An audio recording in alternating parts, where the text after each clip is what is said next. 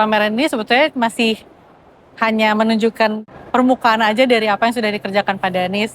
Bahkan kalau misalkan kita melihat dari proyek-proyek yang ada itu, kita bisa lihat berbagai macam tipe proyek yang Pak Danis kerjakan ya, dari arsitektur sampai urban design, bahwa masih ada hal-hal lain yang sebetulnya lebih dalam dari pemikiran-pemikiran yang terlihat di dalam pameran ini.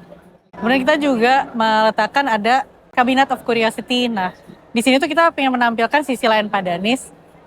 Selain dari sosok pengajar, sosok konsultan, apa sih sebetulnya yang ada di dalam pemikirannya dia gitu. Seperti apa juga, misalkan ada salah satu contohnya, kita punya koleksi foto-foto yang diambil Pak Danis, dan kita ingin juga menampilkan, jadi ketika misalkan Pak Danis jalan-jalan tuh, apa sih yang dia lihat, apa yang beliau lihat, dan dibawa lagi ke kuliah ataupun juga ke teman-teman yang bekerja sama dengan Pak Danis. Jadi Pak Danis itu sangat visual juga ya, jadi dia menunjukkan contoh-contoh dengan foto-foto yang dia ambil itu, kayak misalkan ada beberapa pedestrian yang bagus itu seperti apa, kemudian street furniture yang bagus itu seperti apa, penataan ruang terbuka yang bagus itu seperti apa. Nah, kita ingin mencoba menampilkan hal-hal seperti itu di dalam pameran ini.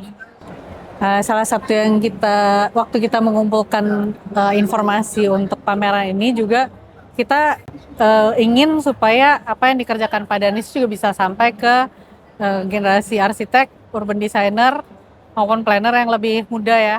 Karena mungkin ini sebetulnya hal-hal yang kalau kita lihat misalkan pedestrian zaman dulu dengan zaman sekarang itu sangat berbeda, dan itu mungkin udah nggak relatable lagi untuk mungkin generasi yang lebih muda.